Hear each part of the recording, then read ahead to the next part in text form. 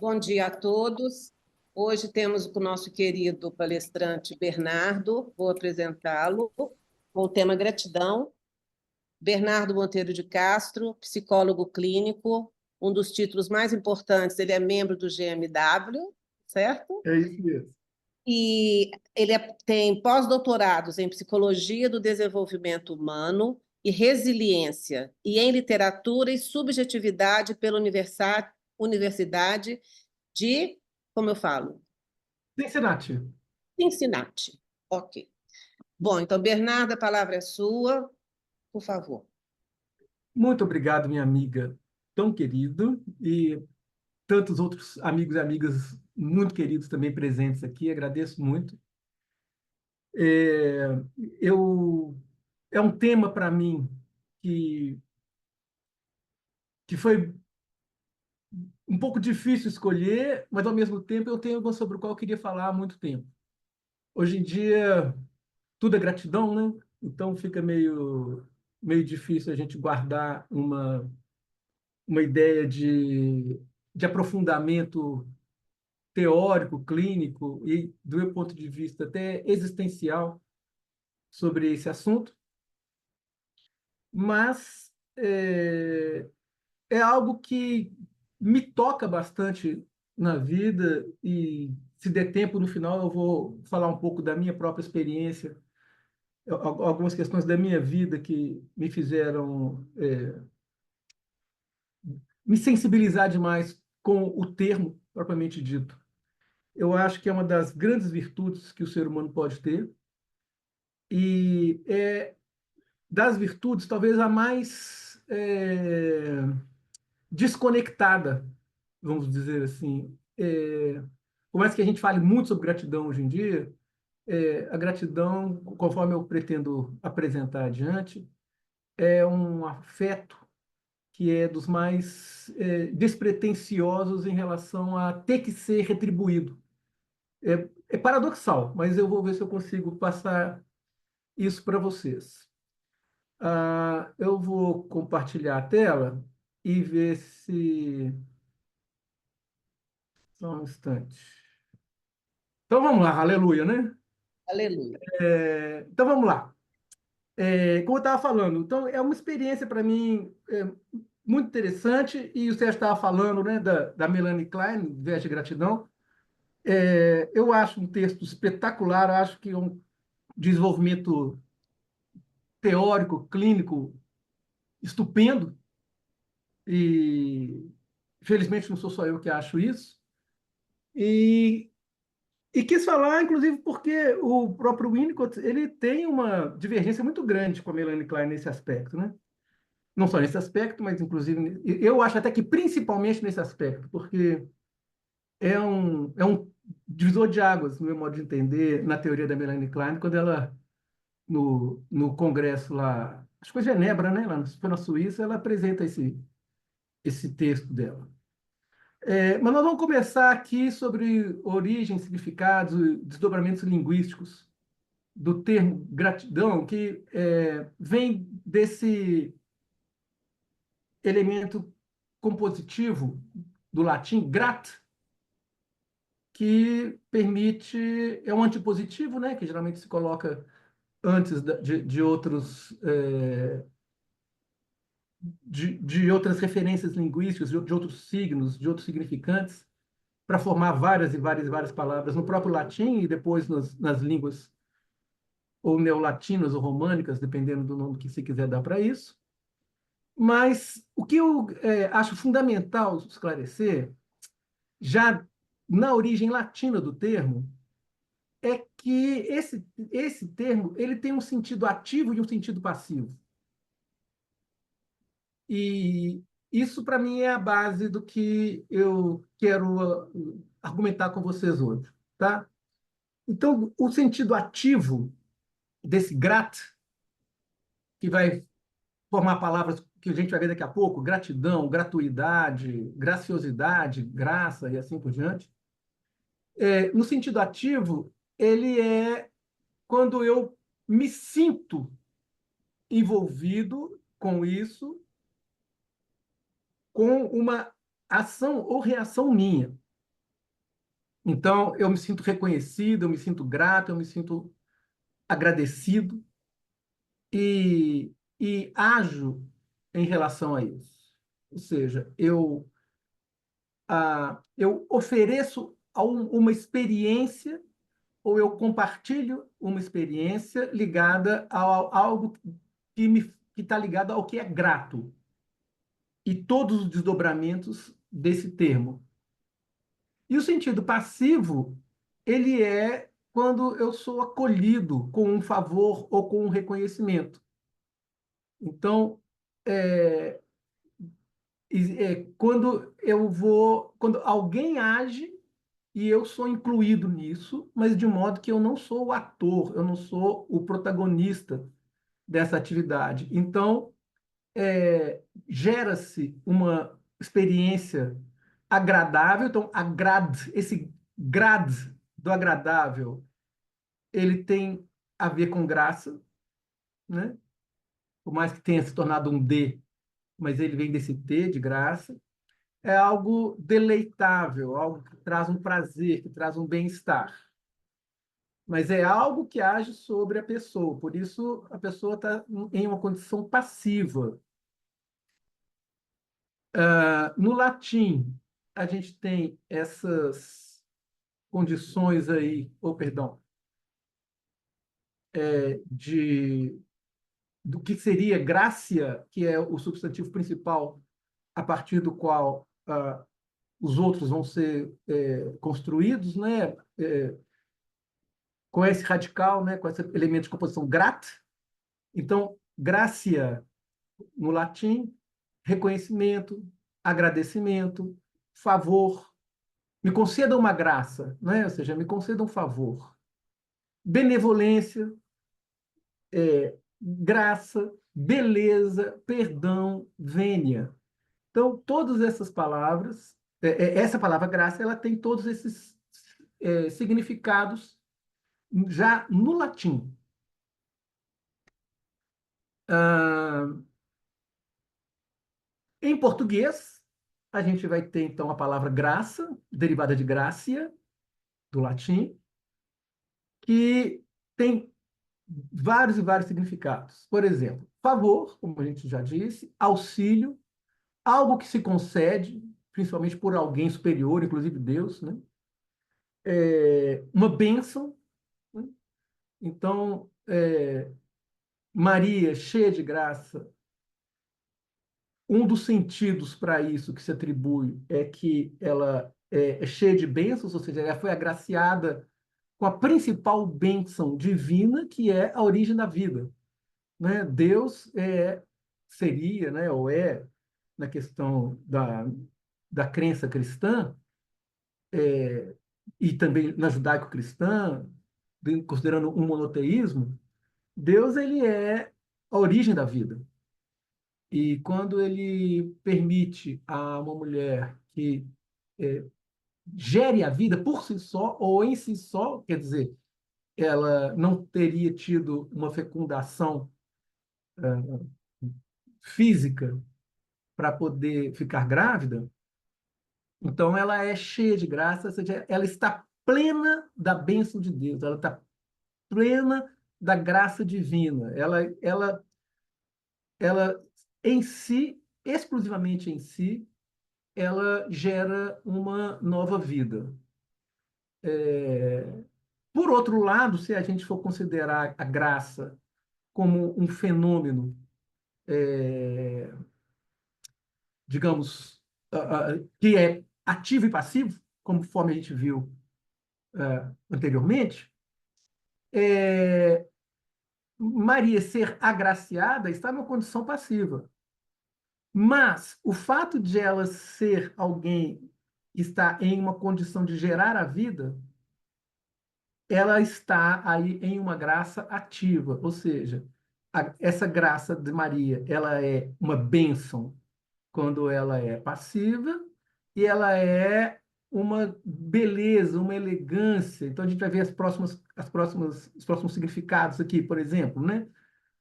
Uma concessão divina para a salvação, uma boa vontade para com alguém, elegância, beleza, leveza, qualidade do que é engraçado, alegria, encanto, delicadeza.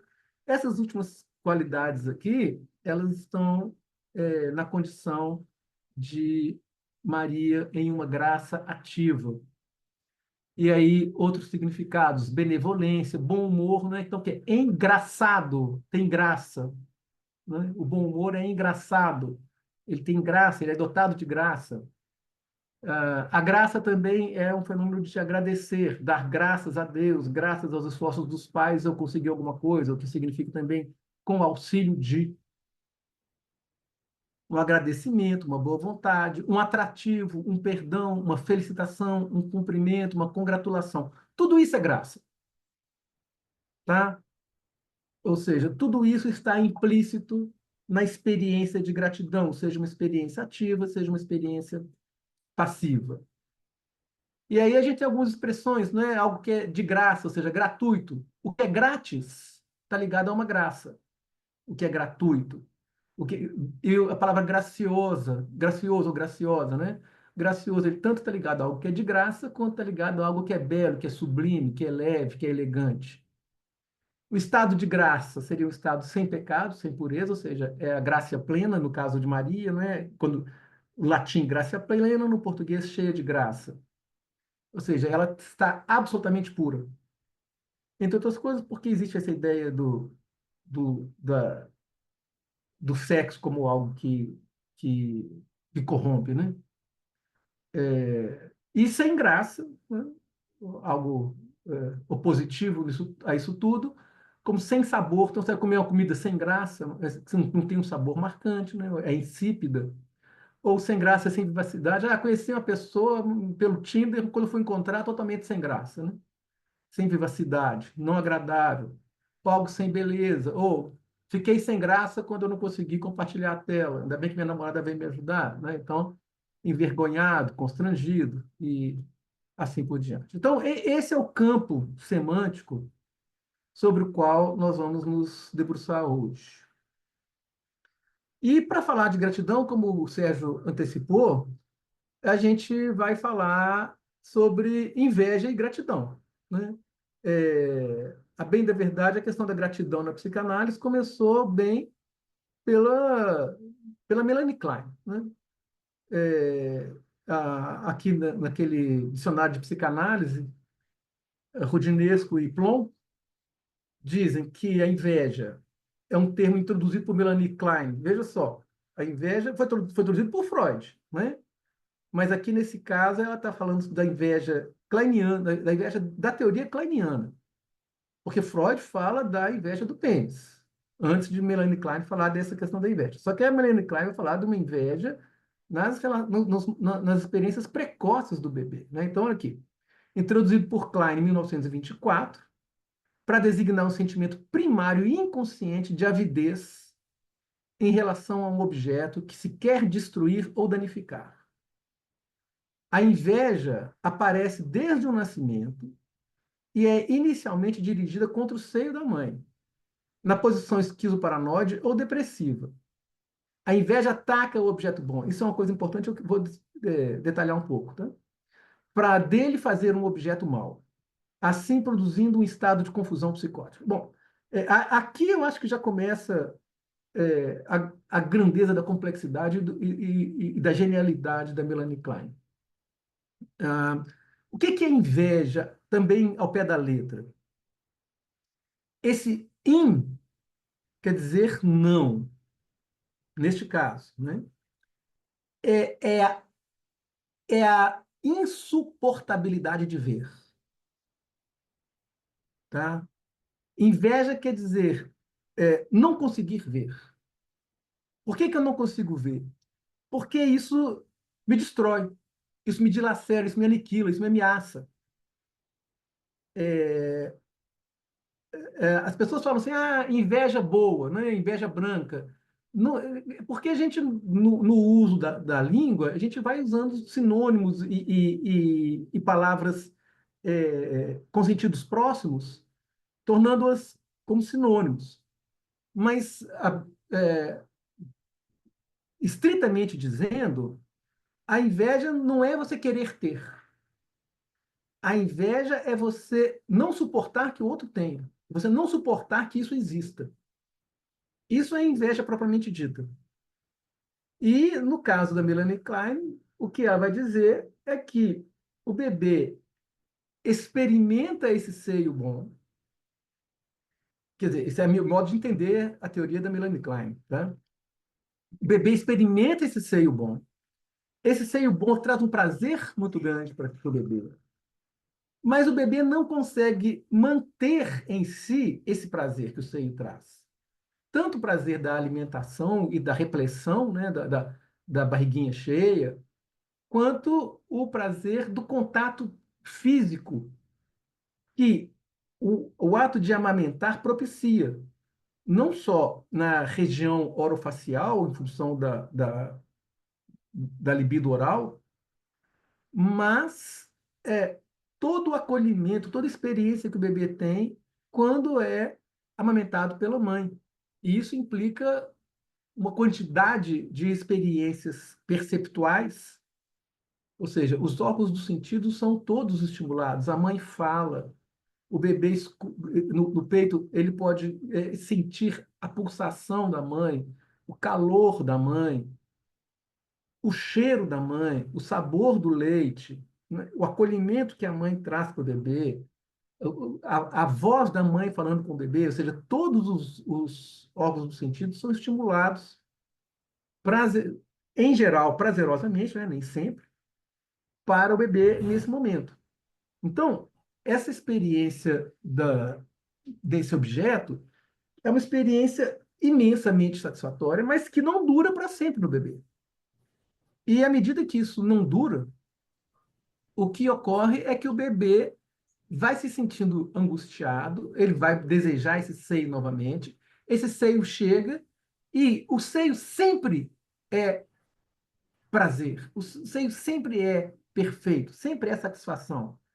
Então ocorre um momento em que o bebê não suporta esse seio eternamente prazeroso e ele vai reagir pelo fato de ele não estar eternamente em estado de prazer, ele vai reagir contra esse seio bom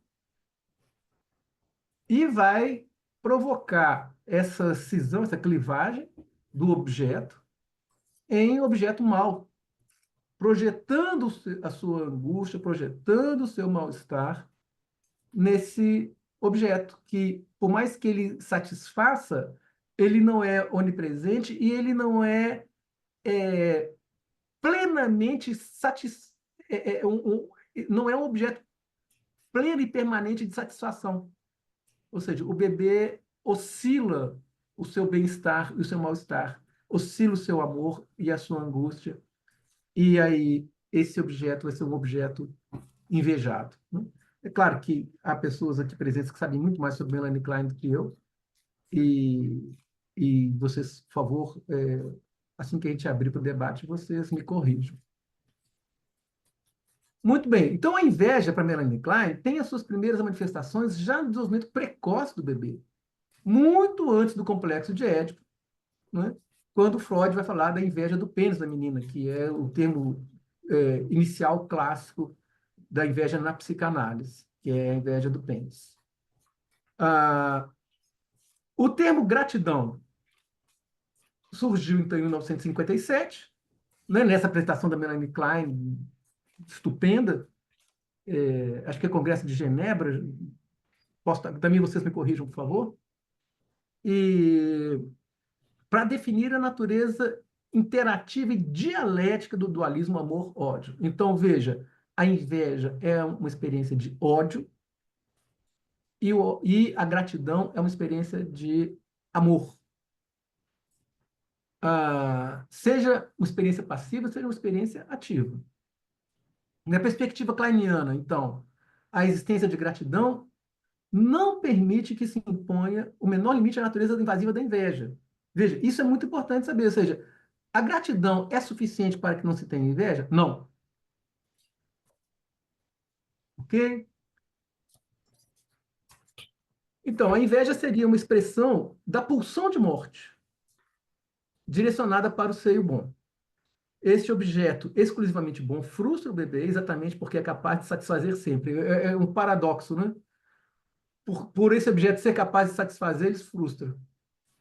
Uma vez que o bebê vive experiências de mal-estar, além das de bem-estar, um objeto somente bom é invejado e agredido.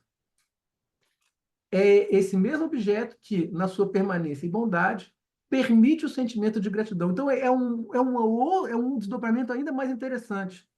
Ou seja, eu odeio esse objeto, eu desejo destruir, e o fato de esse objeto permanecer, sobreviver à minha inveja, à minha pulsão de morte, às minhas fantasias de destruição, às minhas ações sádico-orais, como diz a própria Melanie Klein, são ações de busca de destruição, esse objeto permanece e volta para mim. O que eu sinto? Gratidão. Ou seja, é uma experiência de amor.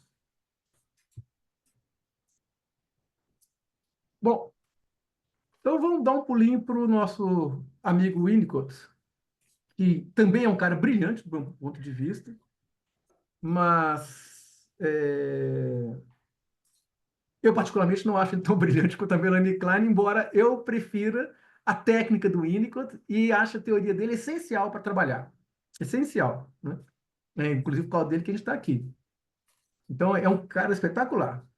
Muito bem.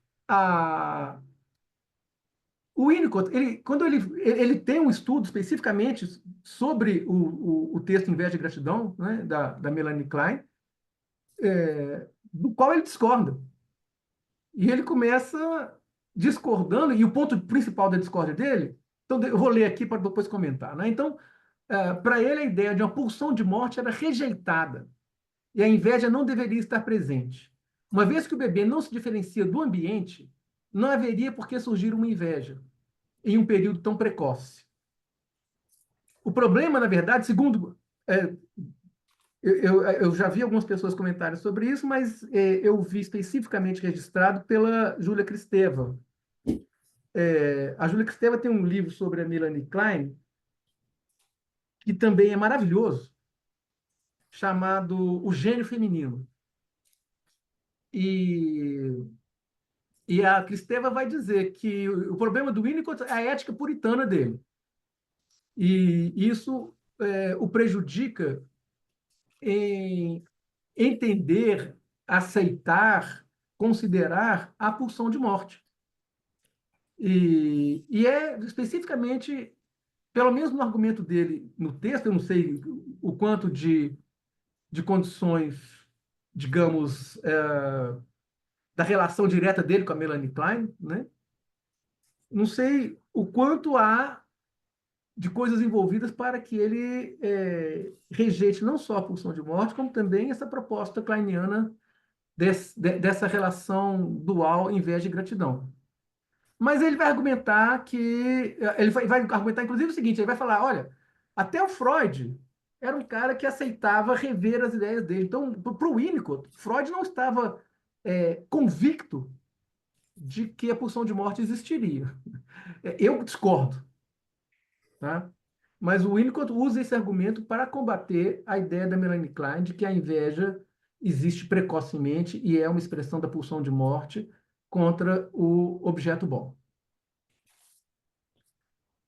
Então, como vocês me permitam que o Winnicott me permita, talvez mais por inveja do que por gratidão, o Winnicott abordou muito pouco esses dois afetos.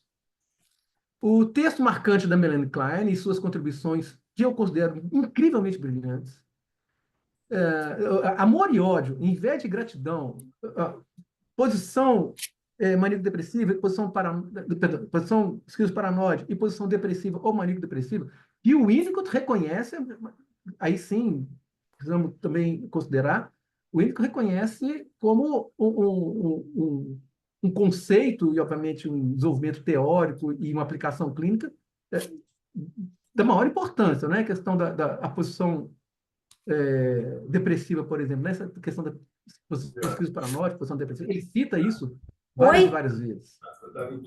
Oi. Tá, se alguém quiser falar, me interromper, me corrigir, fique à vontade, tá? Mas a gente vai ter espaço para poder também trabalhar com isso mais adiante. Ah, então, eu acho que, para mim, Melanie Klein foi o maior gênio da psicanálise pós-freudiana, tá? E não sei se isso incomodou o Winnicott de alguma maneira, mas ele não vai trabalhar muito com a questão da gratidão, nem muito com a questão da inveja, ao longo da obra dele. Ah, mas eu acho que, ainda que a técnica da Melanie Klein possa ser questionada, e eu questiono muito, se é que eu entendo a técnica dela, porque os kleinianos talvez possam ter exagerado nesse sentido, é, a teoria da Melanie Klein, eu vou fazer um trocadilho com a minha inveja e a minha gratidão em relação a ela, a teoria dela é desagradavelmente brilhante. Tá? E eu não vou rejeitar. Eu vou falar um pouco mais sobre o Winnicott a partir de agora, mas eu quero dizer que eu não rejeito a proposta da Melanie Klein. Ao contrário, eu adoto. Ainda que eu tenha inveja de ela ter desenvolvido algo tão brilhante, né? É difícil ver, assim, às vezes a gente está trabalhando com alguma coisa, a gente fica ao mesmo tempo invejoso do que a pessoa traz, mas imensamente grato por essa pessoa ter desenvolvido essa ideia e compartilhado com a gente. Do pouco que o Winnicott fala sobre gratidão, ele vai se referir a uma experiência de amor e de dependência. Para ele, a gratidão é o reconhecimento da dependência. É uma experiência mais passiva para o Winnicott. Às vezes, uma gratidão exagerada para ele é uma compensação de forças vingativas. Então, ele vai chegar a falar de uma gratidão exagerada. Tá? Quando o cliente é extremamente grato, e ele chega a falar de quando o cliente também nos dá, seja pela fala, um reconhecimento muito grande, uma recorrência de elogios é, é, gratos, e também com presentes. Quando o cliente vai trazer presentes para a gente, alguma coisa, ele fala assim, até ele expressa assim, é, não estou dizendo que você não deva aceitar uma caixa de bombons ou uma garrafa de uísque. Mas acho que é importante perceber o que tem nisso daí, qual que é a dose da gratidão, quando ela é recorrente, quando ela é muito intensa, porque ela pode ser uma compensação de forças vingativas. E isso seja diretamente ao objeto, ou seja, quando isso acontece na vida cotidiana, seja conosco, terapeutas ou psicanalistas, na experiência da transferência. Tá? É... E é curioso que ele vai falar sobre forças vingativas, mas ele não vai falar de pulsão de morte. E a gratidão não é algo que deva ser esperado. É uma coisa que é muito interessante no Winnicott e que vai caracterizar o cerne da experiência de gratidão, do meu modo de entender. Você não deve esperar pela gratidão. Ele vai falar que, ou seja, ele deve estar se referindo, nesse caso, a uma pulsão de vida, a um eros, né? E ele vai dizer, olha, os pais não devem esperar por gratidão dos seus filhos. Devem esperar que eles sejam felizes e construam um lar feliz. É essa a ideia do Winnicott. E para ele, tampouco um analista deve esperar pela gratidão do cliente, mas desejar que sua vida siga saudável sem que haja o dever de sempre se mostrar agradecido. E nem mesmo, ele fala assim, ó, acabou a análise, o paciente que é grato, ele vai embora e nem pensa em voltar mais. Não pensa em voltar, em trazer um presente, ele não pensa em te elogiar, em te encontrar de novo para falar como é que foi boa a análise, quanto você é importante na vida dele ou dela, né? E simplesmente vai e segue. E essa é uma experiência própria de gratidão para o Winnicott. Por quê? Porque a gratidão é uma experiência passiva e ativa. Você recebe o amor, elabora a experiência de gratidão por receber esse amor, e isso é tão significativo que você vai repassar isso a experiência de gratidão, ela não é retribuição, ela não é retributiva, ela é expansiva. Ou seja, só existe gratidão quando você repassa. Por quê? Porque gratidão é gratuito, é grátis e é uma graça. Ou seja, essa graça gratuita, se ela é gratuita, ela tem que ser dada. Você precisa experimentar a graça e você precisa fazer dela algo gratuito, algo gracioso. Ou seja, por que você não precisa voltar para falar da sua gratidão? Por que os pais não precisam esperar a gratidão dos filhos? Por que o analista não precisa esperar a gratidão do cliente ou do paciente, ou não, se quiser dar para isso, né? Porque só foi capaz de amar o filho, só foi capaz, como diz o Freud, a psicanálise, né, é a cura pelo amor. Você só foi capaz de dar o seu amor para o seu cliente que você recebeu. Então, o seu trabalho clínico, ou o seu exercício de paternidade ou de maternidade, já é um exercício de repasse. E ele é de tal forma prazeroso para você, significativo, e é o momento decisivo e necessário para que você possa é, dar a consistência necessária para a experiência de gratidão, que você sabe que a gratidão só se realiza na sua grandeza quando ela é repassada. A gente só é capaz de curar. Isso tudo que eu estou falando são desdobramentos meus sobre o que eu estou falando, o que eu entendo do Winnicott e do que eu entendo da minha vida. Tá? A gente só é capaz de curar porque a gente foi capaz de viver uma gratidão, seja pelo nosso analista, pela nossa analista, seja pelos nossos pais, pelas pessoas que cuidaram da gente, os amigos, os amores que a gente viveu, e que a gente consegue expandir. Então, a gratidão, ela é o grátis e ela é a graça ao mesmo tempo. Então, a gratidão não deve ser esperada nem desejada, exatamente porque o que se faz pelo ou pela cliente já é gratuito. É gratuito nesse sentido. É claro que é uma profissão nossa, a gente vive disso. O compromisso com o nosso horário implica um valor. Mas existe o imponderável, existe o que é impagável. E a gratidão é essa experiência do impagável. Por que é a experiência do impagável? Porque é grátis, porque é gracioso, porque é uma graça. Então, a experiência de realizar uma graça é por si gratificante. Então, nós temos aí o gratuito, a graça e o gratificante. Veja, a gratidão é uma experiência gratificante por si. Ou seja, você poder viver a gratidão já é uma graça que você recebeu. Então, a gratidão passiva alimenta a gratidão ativa. Quem já viveu experiências de amor traz a gratidão e a leva consigo. É preciso receber amor para poder amar. E é inevitável amar se houve uma experiência de amor. Ou seja, se você viveu uma experiência de amor, inevitavelmente você vai amar. Se você experimentou a gratidão, inevitavelmente você vai promover a gratidão.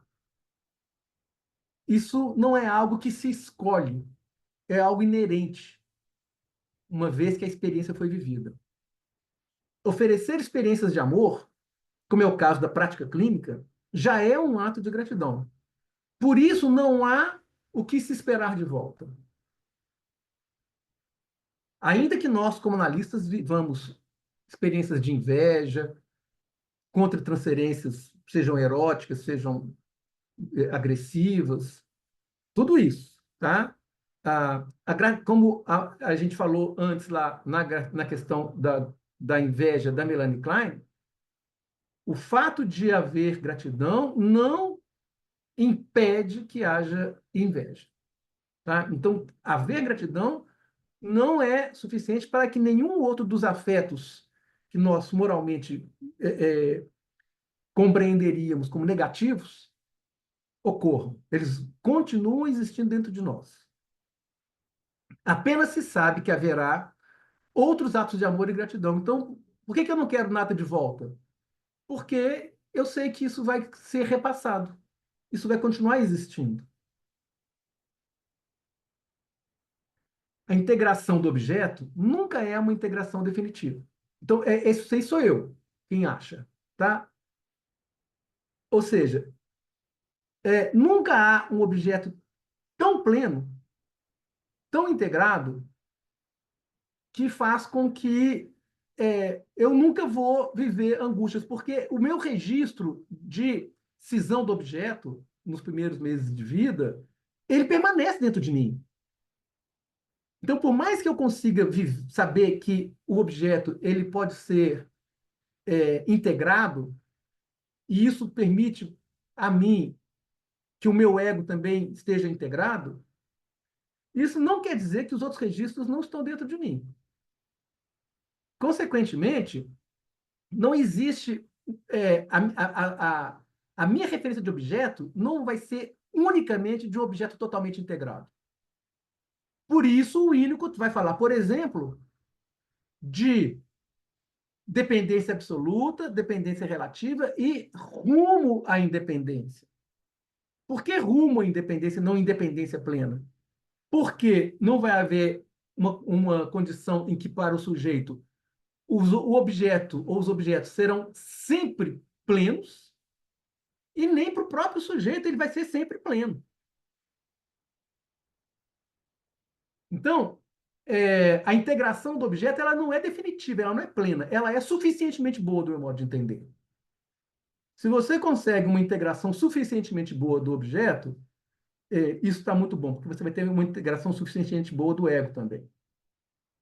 Então, assim também são a integração do ego e a prontidão do verdadeiro self. Ou seja, nós não somos sempre o verdadeiro self. Sempre haverá criações e manifestações de verdadeiros selves e perdão, aqui está escrito errado, tá? E sempre haverá criações e manifestações de falsos selves. Sempre. Isso faz com que nós estejamos sempre fazendo uso do objeto. Ou seja, se eu não sou pleno, eu vou fazer o uso do objeto. Se o objeto não é pleno, eu vou buscar por outras vezes o uso do objeto. Pois o objeto introjetado é percebido como tal. Isto é, como objeto propriamente dito, a partir da posição depressiva, né? Não antes disso. Então, antes disso, é uma outra condição de objeto que deixa registros na gente. Mas esse alcance psíquico não desfaz os registros das experiências mais precoces. A indiferenciação mãe-bebê e o objeto cindido da posição esquizo-paranoide, por exemplo. Então, foi o que eu falei com vocês. Nunca a independência, sempre rumo à independência. A gratidão pelo analista e pelas demais pessoas, né? Aqui no caso a gente falando da questão clínica, é fruto da experiência de um objeto usável. Assim como o seio bom é um objeto usável, que não é destruído nem tem a sua fonte de gratidão exaurida. Então, nós, como analistas, precisamos saber que o uso que se faz do nosso objeto, e, consequentemente, esse uso acaba sendo funcional para diversas experiências transferenciais, mas também de organização do próprio sujeito, para experiências de nutrição de um amor, de uma permanência. Isso tudo vai ser fundamental no processo de cura. E a gente não deve esperar uma retribuição. O que é retribuir? É pagar de volta com um tributo, né? Retribuir. Ou seja, é como se a gente A retribuição, esperar uma retribuição é cobrar um tributo por aquilo que é grátis, por aquela graciosidade, por aquela gratuidade. Então, é, nós, como objetos usáveis pelo nosso cliente, ou pela nossa cliente, nós somos inexauríveis. Ou seja, nós somos objetos que não são destruídos. Assim como o seio bom não é destruído, por mais que ele seja atacado. E essa experiência vai oferecer, então, uma percepção de amor.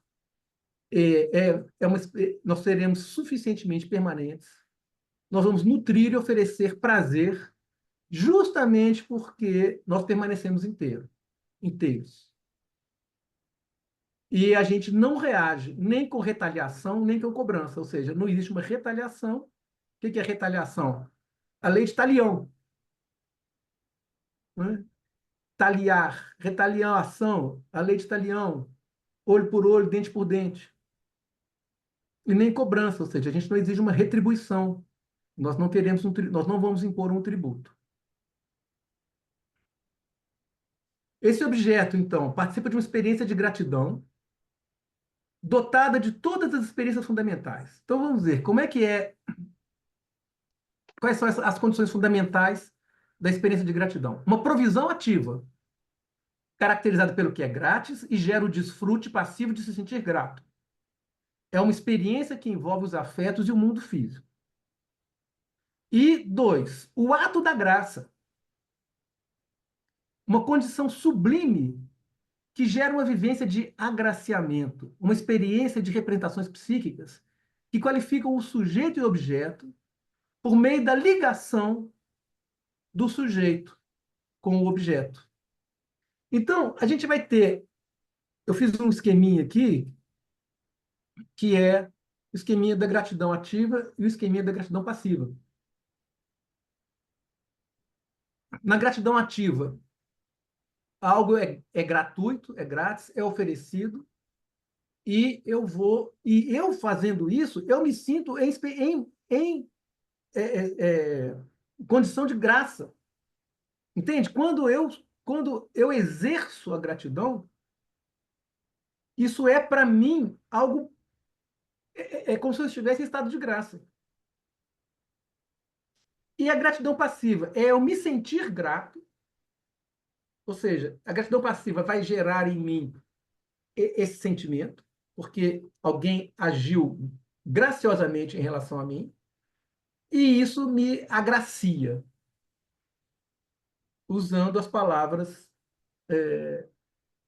derivadas, não é, do latim, conforme a gente viu no começo aqui. Então, grátis, gratuito, graça, grato, agraciamento.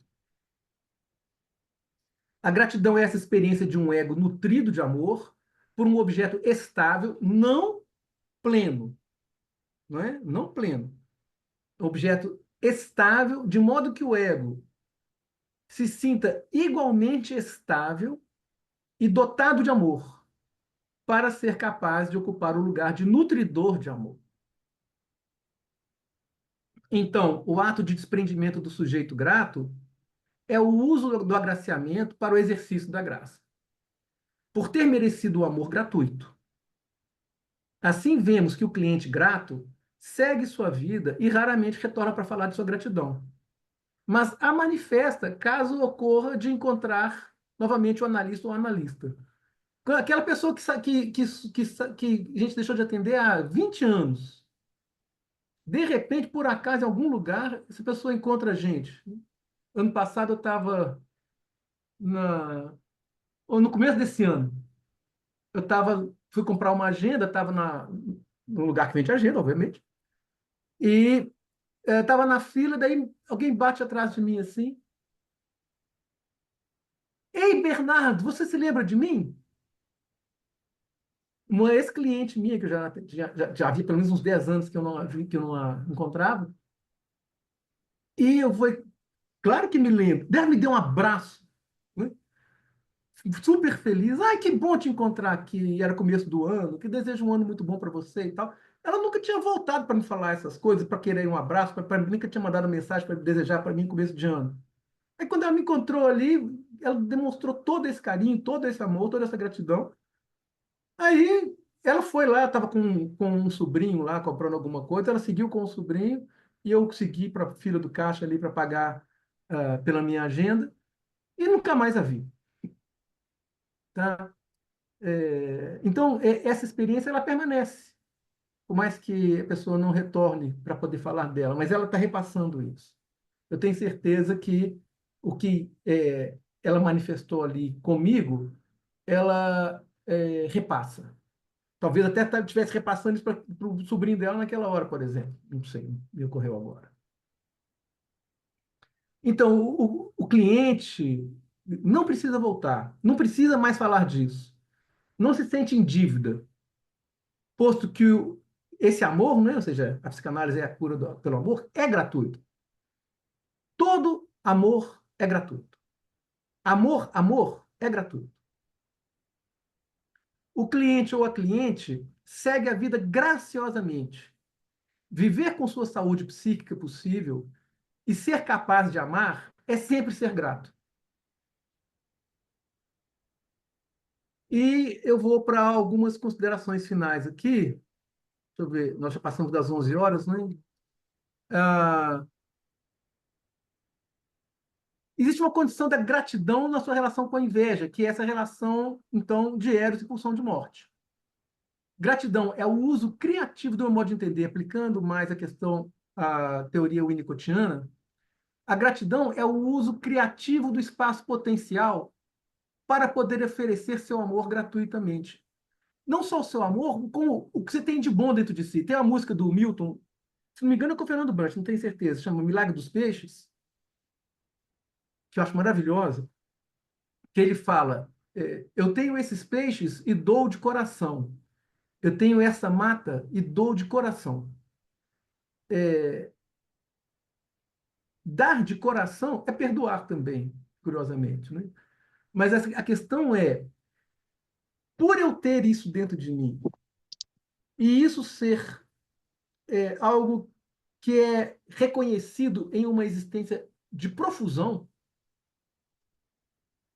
essa profusão faz com que isso seja sempre apresentado, sempre repassado. Ah, o espaço potencial se torna um espaço também de criatividade, e a criatividade, nesse caso, ela é uma criatividade graciosa. Ela é uma criar essa criação como uma referência de saúde psíquica a qual o Winnicott se refere, ela é uma retribuição ao mundo do que você conseguiu criar, construir, organizar de bom no seu mundo interno. Ah, além disso, a inveja do seio bom versus a gratidão, que seria essa relação da pulsão de morte pela pulsão de vida. É preciso reparar o objeto e constatar a sua sobrevivência e permanência como objeto bom para conhecer o amor como afeto estável, não é? Há pessoas que são muito ciumentas, há pessoas que quando começam a amar ficam desesperadas e na maioria das vezes agridem o objeto de amor nessa relação de amor. Quando esse objeto não é destruído, as pessoas destroem a relação de amor, porque muitas vezes não houve essa estabilização da experiência amorosa, ou seja, o objeto não foi suficientemente estável, representado de uma maneira estável, de uma maneira integrada. Então, é preciso reparar o objeto e constatar sua sobrevivência e permanência como objeto bom, para conhecer o amor como afeto estável e poder amar sem se sentir ameaçado. A Mahler fala, né, do reabastecimento emocional, dependendo da tradução, né, alguma coisa nesse sentido, e é algo que vai diminuindo cada vez mais. mas a gente nunca deixa de buscar, do meu modo de entender. A gente sempre volta para querer um amor, para querer um carinho. A experiência de merecer que alguém trans, transmita a gratidão que tem em si para a gente é uma experiência muito boa e eu acho que é uma experiência da qual a gente nunca abre mão, mas não como um ciclo, ou seja, não como algo que isso tem que ser feito por alguém para quem eu passei essa experiência. Eu vou buscar de outras pessoas, vou construir outras relações nesse sentido. Amizades, amores, causas sociais, o que for. Ah, um amigo meu falou que todo ato sexual, que, obviamente que não é um ato violento, um ato, né, abusivo, né, seja consentido, que seja desejado, é um ato de amor. Ou seja, se há um sexo, há um amor.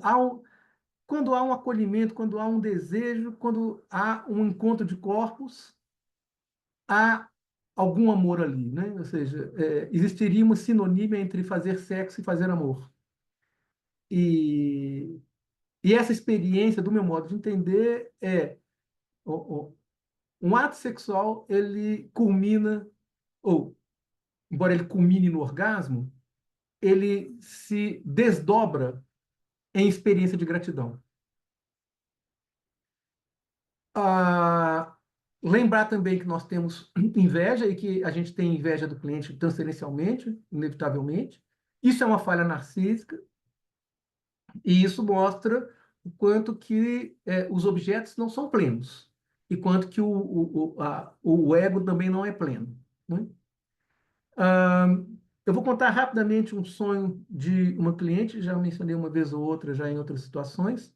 Muda um pouco as características, mas a essência vai estar presente no que eu quero passar para vocês.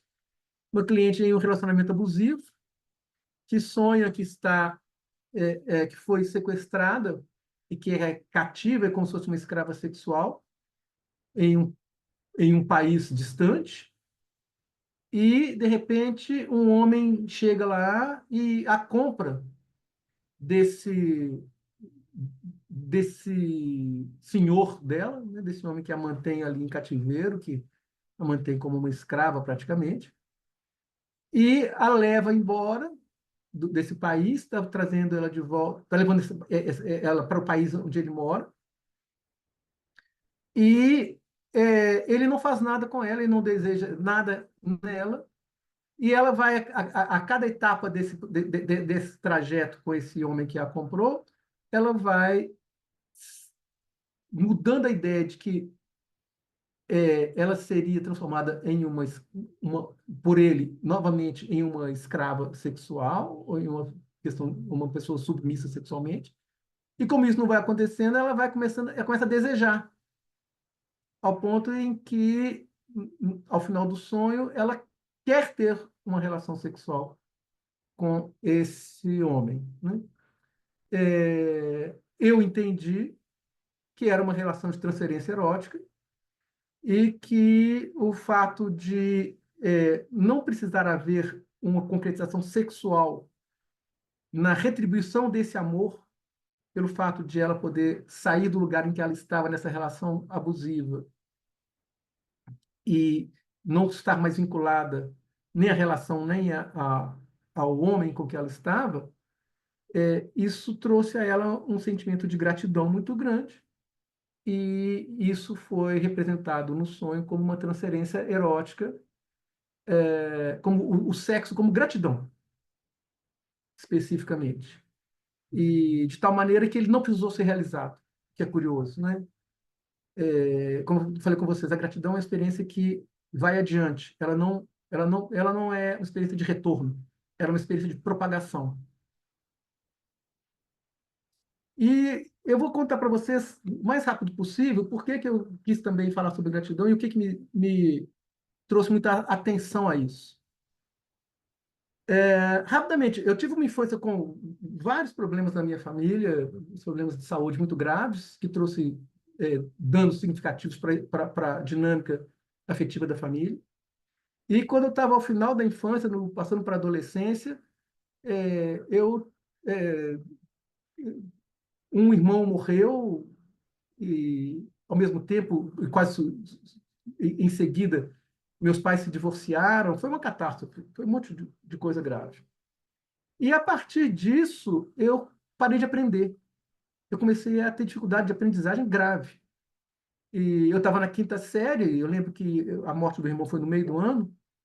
Até lá eu estava com notas excelentes, estava numa escola que exigia muito e as notas eram muito boas. Quando chegou ao final do ano, eu passei raspando. Eu não entendi por quê, porque aí eu já estava também tomado por todo esse impacto emocional. Aí na sexta série eu repeti de ano. Tomei 5 recuperações, repeti de ano. Aí quando cheguei à oitava série, novamente, 5 ou 6 recuperações, repeti de ano. Não consegui aprender. E depois eu fui melhorando e tal. Mas a minha família sempre foi uma família em que as pessoas foram consideradas muito, muito inteligentes. Meu irmão mais velho, um gênio. Meu pai, o irmão dele, e o irmão mais velho do meu pai, inclusive, não só geniais como o mais velho, assim, de uma genialidade reconhecida assim como o cara e tal, não sei o que lá. E eu, o burro, né, da família. Aí, é, dou um salto nisso tudo, estudei muito bem, mestrado, doutorado, fui para os Estados Unidos. Quando acabou meu doutorado, uma professora que veio para minha banca, veio dos Estados Unidos, fez parte da minha banca, me convidou para fazer o pós-doutorado com ela. Eu cheguei lá nos Estados Unidos, ela tinha arrumado um apartamento para a gente, todo mobiliado. Nós chegamos lá, ela, ela tinha feito uma compra de supermercado para a gente chegar e ter provisões para mais de uma semana, com certeza. E, e graças a isso, lá eu fiz um outro pós-doutorado, fiz 2 pós-doutorados lá em Cincinnati com ela. E quando eu voltei para o Brasil, passei em Nova York para pegar o voo para o Brasil e quis comprar um livro para minha professora daqui, né, que foi minha orientadora no mestrado e no doutorado. E pensando assim, cara, como é que eu saí daquele lugar? Não consegui entender. Como é que eu saí daquele lugar de quem não aprendia para estar voltando para o Brasil, isso em 2003, com 2 pós-doutorados. O primeiro cara que fez um pós-doutorado em resiliência e que voltei, comecei a ser convidado para todos os grupos de pesquisa, para bancas, para um monte de coisa, né? Para aulas e cursos. Eu não entendia como isso poderia ter acontecido. E, e aí eu fui comprar esse livro. Eu entrei na Barnes Noble, uma livraria imensa lá em Nova York, e fui procurar um livro para minha professora Ângela Vaz Leão. E falava, cara, ela tem a maior biblioteca que eu conheço, né? Obviamente, eu sei que é a maior, mas ela tem a maior biblioteca que eu conheço. Ela tem tudo. E fui pensar na minha orientadora lá do Cincinnati, a Connie. Falei, todas essas pessoas têm muito mais do que eu. Como é que eu posso agradecer ao que essas pessoas fizeram por mim? E eu fui lembrando de outras pessoas importantíssimas, que eu quero agradecer em seguida, importantíssimas na minha vida. Eu falei, como é que eu posso agradecer essas pessoas? Aí me veio um insight, eu posso agradecer repassando o que elas fizeram por mim. E aí foi que eu entendi o que é gratidão. E eu voltei, e aí, é, como professor na faculdade em que eu estava, com maior nível de titulação, etc, etc, etc, publicações e tudo, né? Eu cheguei e falei assim, olha, eu quero dar aula para o primeiro período. Eu quero dar aula para alunos que chegam à universidade, porque eu quero passar para eles o que eu ganhei e o que eu conheci, o que eu aprendi, o que eu desenvolvi de conhecimento, para que eles possam usar isso na vida deles. E eu usar isso na vida deles. Eu não quero que eles sejam gratos a mim, no sentido de retribuir. Né? Eu quero que eles propaguem, que eles façam o uso que para eles fizer sentido. Né? E eu acho que quando se recebe isso, um dos sentidos, inevitavelmente, sem que a gente queira, é o sentido de propagação. Então foi aí que eu me dei conta do que era o meu sentimento de gratidão e que a gratidão ela é por alguém que nos deu algo que consequentemente é mais do que a gente e que por isso não é o caso de retribuir. Inclusive porque acho que essa retribuição ela sempre vai ser menor do que o que a gente recebeu, sempre. Eu acho que a gratidão ela é repassar. Mas é claro que quando a gente encontra essas pessoas que a gente ama, que fizeram isso por nós, que nos trouxeram esse sentimento de amor, é claro que a gente compartilha isso, fala disso, e que é bom também, se a gente tiver algo de bom, a gente poder repassar para essas pessoas, que elas são pessoas muito importantes na vida da gente. E aqui, obviamente, eu quero agradecer a duas pessoas presentes muito importantes nessa minha história de vida, que são porque eu passei na condição de cliente, o Márcio Pacheco, o Sérgio Ked, pessoas que me ofereceram muito amor e aos quais eu sou muito grato. É isso. Muito obrigado, um bom dia, um bom final de semana para vocês.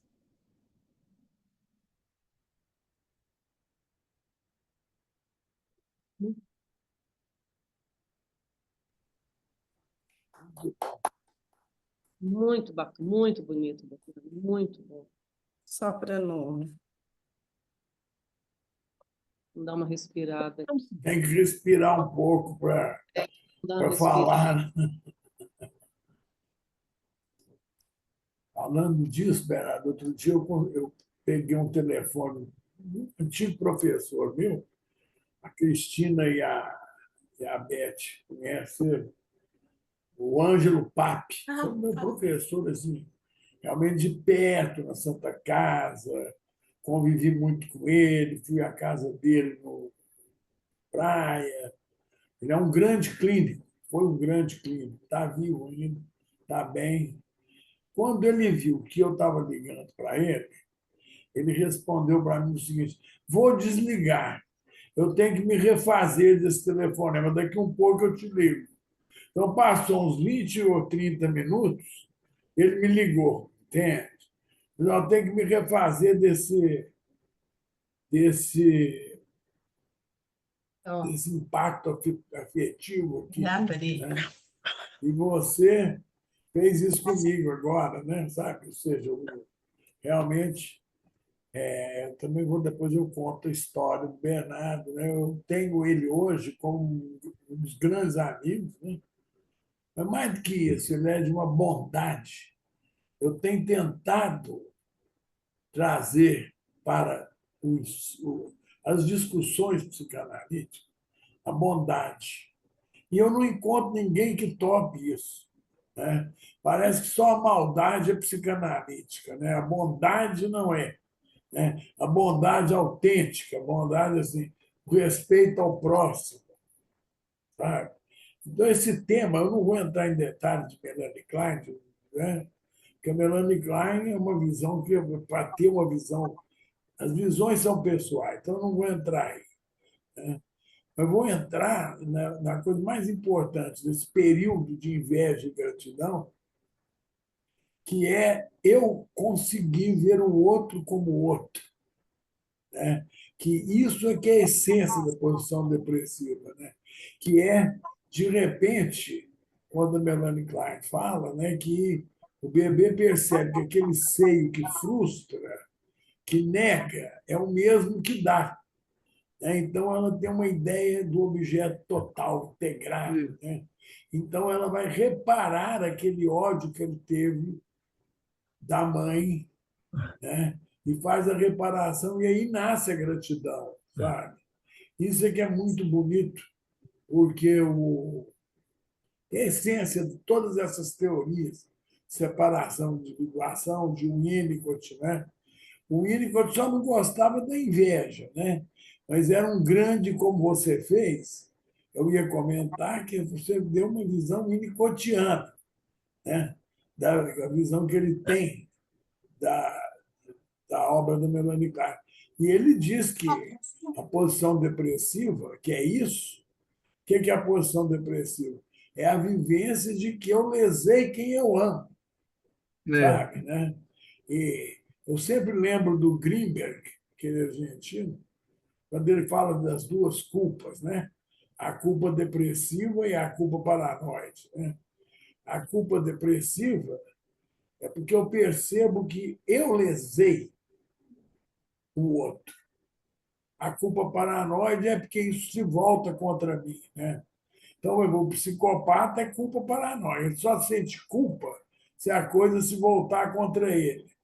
O Márcio Versiani, que foi nosso professor de psiquiatria, sei se foi da Beth, ele está aqui, ficou depois muito amigo meu, ele dizia que o psicopata precisa de um bom delegado, né? Que realmente, que psiquiatra, os psiquiatras, o bom psicopata come todos, né? Ou seja, ilude todos. Então, é essa a essência. Isso é uma coisa que eu vejo em você, né? Essa capacidade de respeito ao outro, sabe? A forma de lidar com o outro, autenticamente, uma educação que não é educação formal, né? O Bernardo faz questão de saber o nome de todos os garçons, de todo mundo que nos serve, sabe? Isso não parece uma bobagem, mas não é, né? E tem um garçom no Verde Mar que sempre fala para nós gratidão, né? É, Gratidão, né? Porque realmente a gente se preocupa em ouvi-lo, em vê-lo, sabe? E o ato de amor, do ato sexual, eu aprendi com um senhor muito velhinho, que já morreu há muito tempo, que naquela época os velhos iam muito a prostíbulos, né? E frequentavam a prostituição. E ele dizia o seguinte, que ele amava, naquele momento, a prostituta que estava com ele, né? E que, quando tudo dava certo, ele sentia como um amor autêntico. Não tem que ser eterno, mas que, naquele momento, ele a valorizava tendo um sentimento profundo por ela.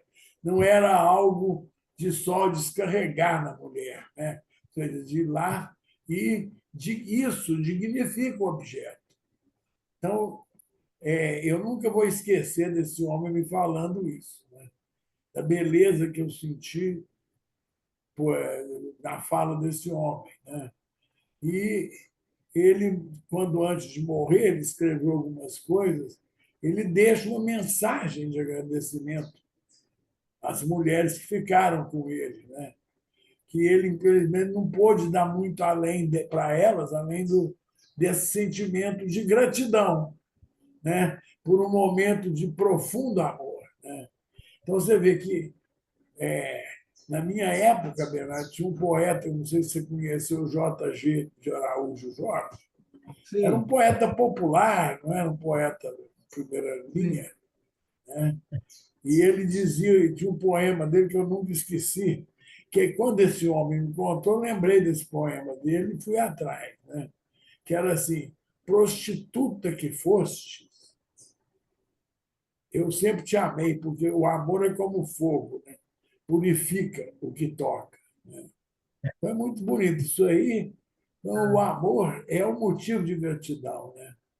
E é isso, É, gratidão existe. É um dente que não dói, né? Você é grato. Então, muito obrigado pela menção a mim, pela emoção que você me te fez amo. sentir. E, como sempre, né, eu tenho muito orgulho de você, né? Que é meu amigo mais novo, está sempre comigo. E a fidelidade não tem nada a ver com submissão, né? A gratidão não tem nada a ver com submissão. Ela Exato. apenas é. É isso, meu querido. Muito obrigado. Um beijo para você. Eu agradeço. Agora, o Tacílio, por favor.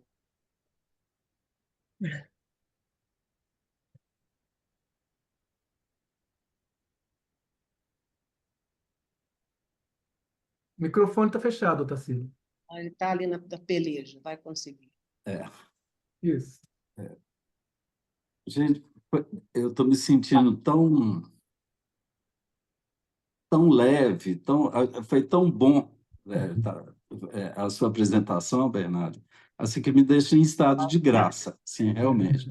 Eu até brinquei com você no início, aí você estava falando de Maria, eu até fiz uma oração, assim, porque, assim, de tradição católica que sou, então preza muito Maria, temos imagens, assim, e você falando ali, eu achei, assim, fantástico. Me ampliou, além de ampliar o entendimento, o raciocínio, me toca, assim, afetivamente.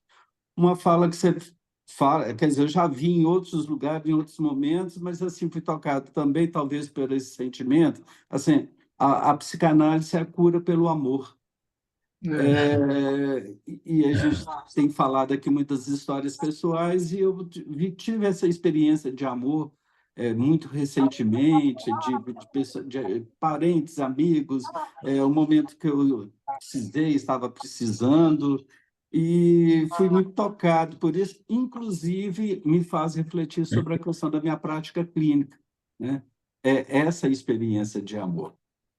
E eu falei assim, tive assim, uma santa inveja de você, mas depois me veio um poema da Cecília Meirelles, lembrei, assim, falou assim, esse poema acho que ele chama Aceitação, e fala assim, eu não invejo as cigarras, também vou morrer de cantar, né? Apesar de eu ser mais velho que você, eu estou numa outra Acho que posição, assim, também vou morrer de cantar, né?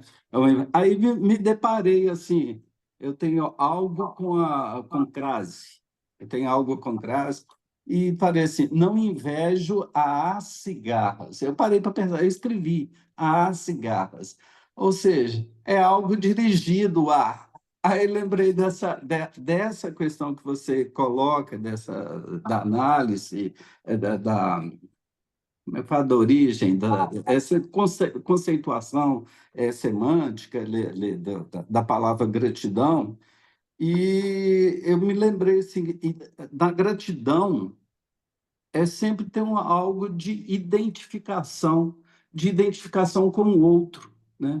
É o que eu, conversando com você aqui no momento, ali naquele momento, até gostaria de ouvir um pouco mais sobre esse processo de identificação, de subjetivação, que entra muito aí da Constituição nossa, da Constituição do sujeito, ali que você coloca, assim, do grato, dessa dimensão ativa, do eu entendi, do eu, essa posição passiva, do outro, né? E isso vai nos constituindo, né, de uma forma assim, pela identificação com o outro. Bom, te agradeço muito, foi muito lindo a apresentação, me tocou muito. Se depois você puder Obrigado. falar disso, Sim, falar. vou falar rapidamente para outras pessoas. Eu vi que o Márcio se manifestou também, não sei se mais alguém vai querer falar, e depois a gente pode retomar também. Mas eu acho que é a questão da generosidade. O, a- o quanto que essa identificação com o outro, ela é uma identificação com a dor de existir e que isso acaba sendo uma certa compaixão. É, essa experiência de amor compassivo, né? Eita, aqui, bem. Aqui, ó, tá vendo? O amor compassivo, ele é esse amor generoso, ele é essa gratuidade. O amor compassivo, ele é gracioso. E como que a gente sabe que o outro tem dor? Como que a gente sabe que o outro sofre? Como que a gente sabe que o outro quer ser amado?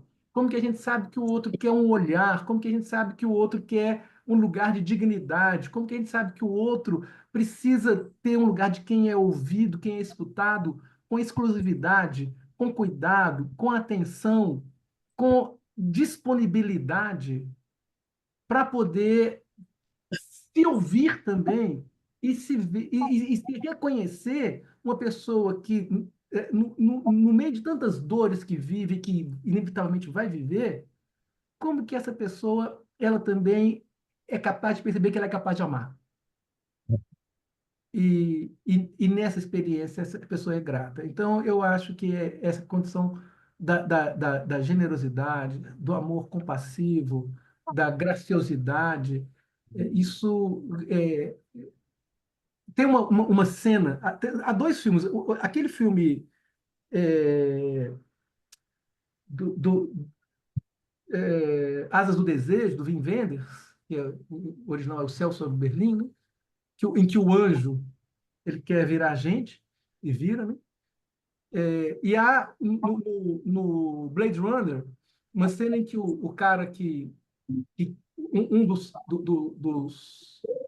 caras lá que foi criado especificamente ali chamado replicante, né? Ele não é um ser humano propriamente dito, mas ele é como se fosse um ser humano. Mas ele tem um prazo de vida menor, ele já é criado adulto, insere-se nele, em todos os replicantes, insere-se neles uma memória qualquer, né? Para eles acharem que eles tiveram infância e tudo mais. E esse replicante mais forte, mais inteligente, aparentemente, ele vai atrás do cara que o criou e quer saber dele se ele vai viver, se ele não vai viver, como é que ele faz para viver mais. E começa a espancar o cara, o criador dele, e coloca o criador dele para. Ele vai matá-lo. Pendura ele na varanda ou alguma coisa assim, se eu me lembro bem da cena. Pendura ele assim e vai matá-lo. Daí, na hora que ele vai matá-lo, ele tira ele do momento. Se não me engano, ele fala assim: Wake up to die, né? Ele fala assim: acorde para morrer. O cara desmaia, né? Daí ele faz o cara acordar e fala assim: Wake up to die, né? Acorde para morrer. E aí, na hora que ele vai morrer, tira ele de volta, coloca ele lá dentro da casa dele lá e vai embora. Ele se dá conta do que é morrer. E se dá conta de que, por mais que ele próprio vá morrer, a vida é mais significativa, a vida é maior, é mais importante do que a pessoa. E esse amor gracioso, esse amor compassivo, essa escuta, essa dedicação que a gente tem no nosso trabalho clínico, na nossa vida cotidiana, ele é essa percepção de que o amor e de que a vida são, é, são mais do que a existência, digamos assim. Porque a existência é dor, a existência é angústia, a existência é perdas.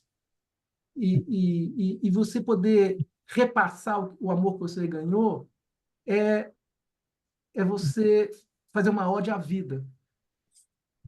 E, consequentemente, às pessoas importantes que estiveram na sua vida, como eu desejo sempre poder fazer. É o que eu diria, a gente pode retomar isso, Otacílio, mas vamos ouvir o Márcio. O Márcio quer falar, meu também, um grande amor que eu tenho na minha vida. Bernardo, posso falar, Bernardo? Fala, meu querido. Bernardo, primeira coisa, muito obrigado. Eu que agradeço. A gratidão é recíproca, então. Bom, a sua fala me mexeu profundamente, porque é uma questão que eu venho aí mexendo há muito tempo. São duas coisas que o Freud deixou para a gente. É a pulsão de morte, e análise terminável e interminável. Eu É. acho que ele deixou duas batatas quentes para a gente, né? Bom, o Bernardo, é o seguinte, eu venho há muito tempo lidando com essa questão do Winnicott e pulsão de morte. Hum, E eu venho ultimamente, e você me trouxe muito, mobilizou muito nessa área, porque eu venho ultimamente tentando ver qual a posição do Winnicott, afinal de contas, né? Porque eu não conheço nenhum autor que lidou tanto com agressividade e destrutividade quanto o Winnicott. Inclusive dentro da própria casa dele, com a adoção daquela criança, né? Bom, eu queria saber de você o seguinte: dentro da teoria de Winnicott, o que você fala passivo e ativo teria a ver com o ser e o fazer, na teoria de Winnicott, né? É a primeira questão que eu coloco para você, né? E depois ele diz claramente que a inveja já diz de um fracasso muito primitivo que o bebê tem com relação ao seio. Porque a identificação primitiva é isso, né? Eu sou o seio e, ao mesmo tempo, me alimento do seio. Eu sou o seio do qual eu me alimento, né? É a posição lá da mãe com o bebê, onde que há diferenciação e se funda o sujeito, né? Lá no comecinho. Se falha isso aí, realmente surge a inveja, né? hum, E, e eu me pergunto claramente, hoje, né? Há algum tempo que eu venho questionando sobre isso, inclusive conversando com o Sérgio, a respeito da crueldade primitiva, uhum, quando o outro não é levado em conta. O outro é pura e simplesmente alvo da minha devoração. Eu sou um lobinho faminto. Então, Isso, quando eu vou para destruir o seio, eu estou dizendo que o seio é apetecível, é amável. isso.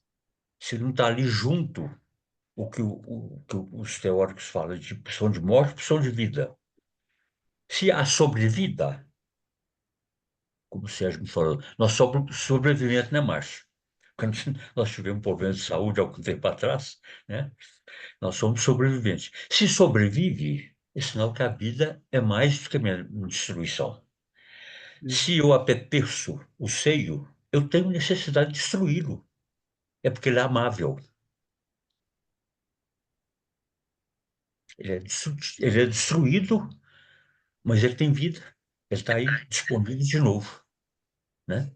Bom, Bernardo, são as questões que você me colocou e eu continuo me pelejando com essas questões teóricas aí, tá bom? Muito obrigado Obrigado. sempre, viu, querido? Oh, meu querido. Você vai muito além da sua exposição, né? Muito, muito. Eu fico impressionado com a sua habilidade, como é que você é querido por todo mundo, como é que você é amado por todo mundo. Isso é muito importante para mim. Então, um abração. Obrigado, meu querido. Bom, Quer responder, Bernardo? eu quero, não sei se eu consigo, eu estou É. muito tocado. É uma experiência de amor e de gratidão muito grande. Márcio, e você fala de coisas que também são coisas que me intrigam demais, sabe? Essa questão da atividade, da passividade. Eu não sei. é, eu acho a obra do Winnicott espetacular e muito intrigante também. E, e eu acho que quando ele fala de uma dependência absoluta, aí inevitavelmente ele fala de uma passividade. Mas é uma passividade que está sempre produzindo alguma coisa. E isso é quase um paradoxo também, porque nessa passividade eu estou sendo nutrido, né? E nutrido de tudo, das minhas necessidades psíquicas, das necessidades biológicas, da minha configuração corporal, pelo tato, pelas minhas percepções, né? E, e essa experiência é uma experiência que, por ser nutrido, gera atividade.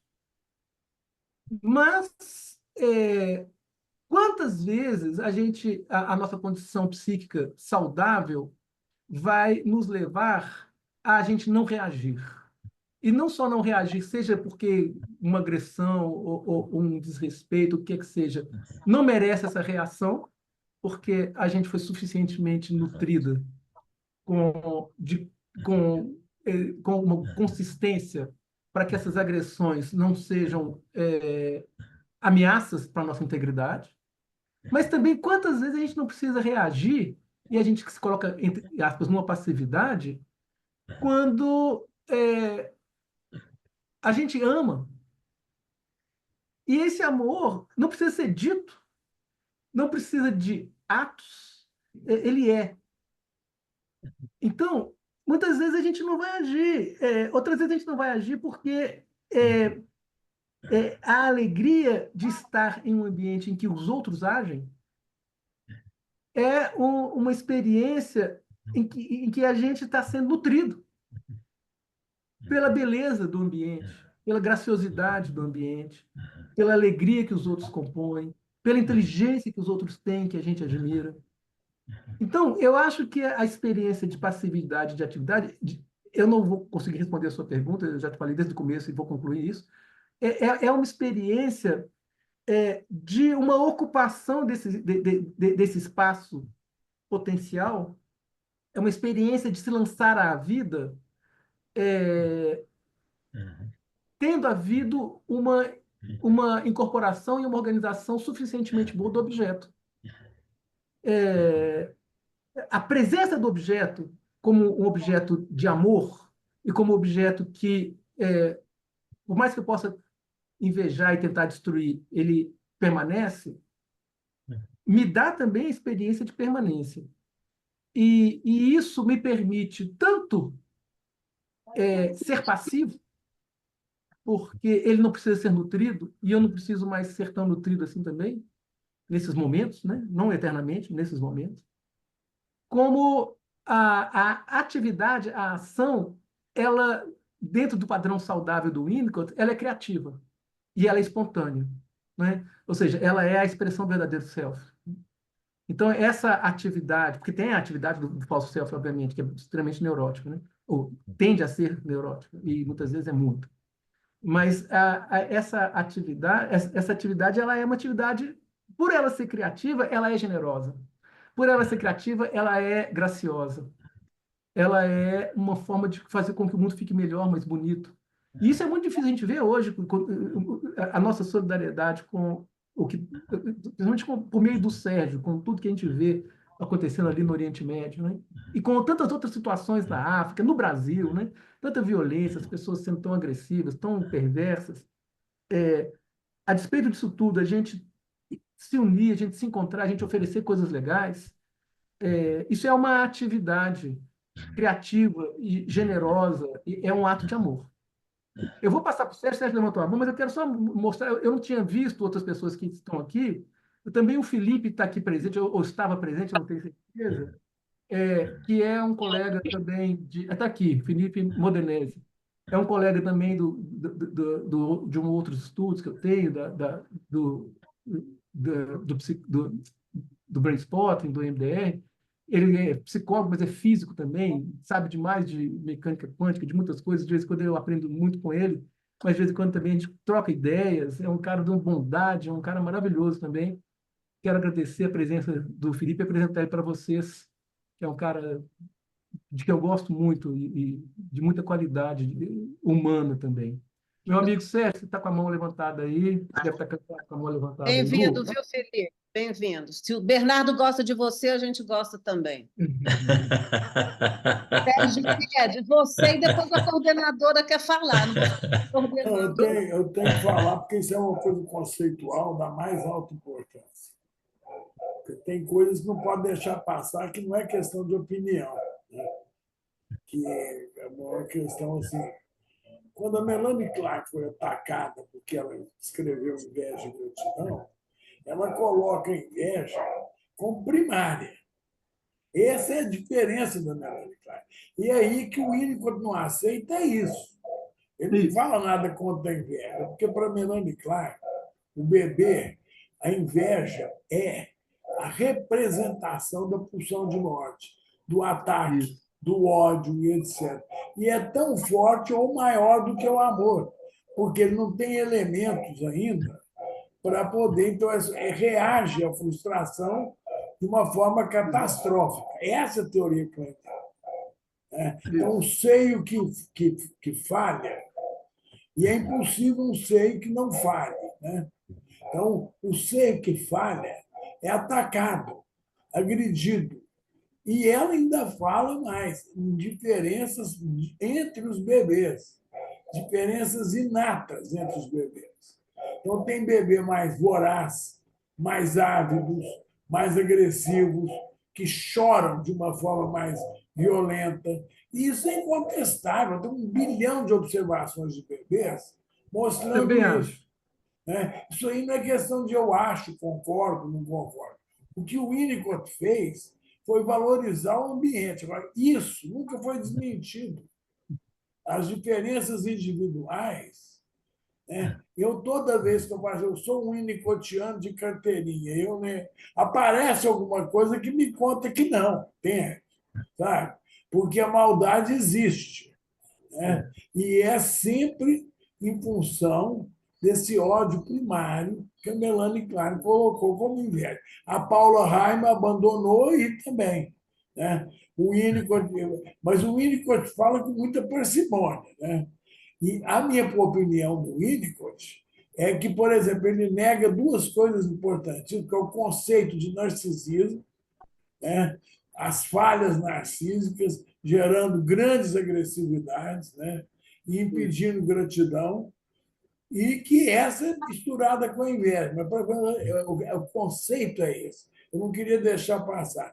Para Melanie Klein, quando ela escreve Inveja e Gratidão, ela fala em inveja primária, não depende do ambiente, né? E que a boa mãe, a mãe suficientemente boa, vai mitigar essa inveja, vai mitigar esse ataque, vai mitigar esse ódio, né?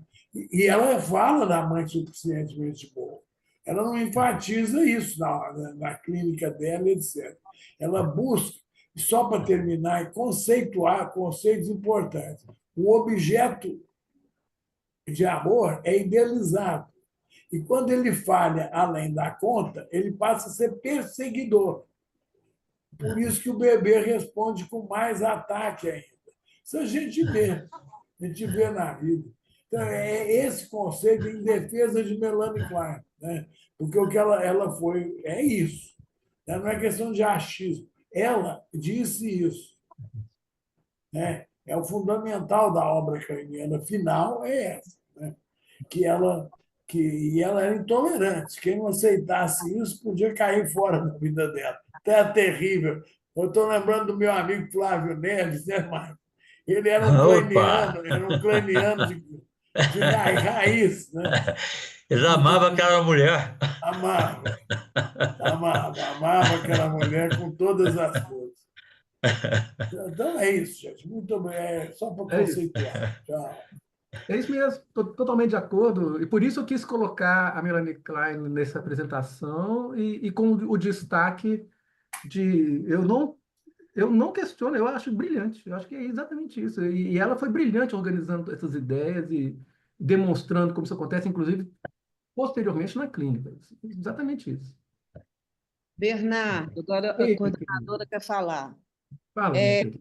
Primeiro, eu acho que também eu fiquei em estado de graça, foi lindo. Nunca tinha desmembrado tanto, ouvido tanto sobre a origem, né? O coloquial no nosso dia a dia, o desenvolvimento psíquico, foi muito rico.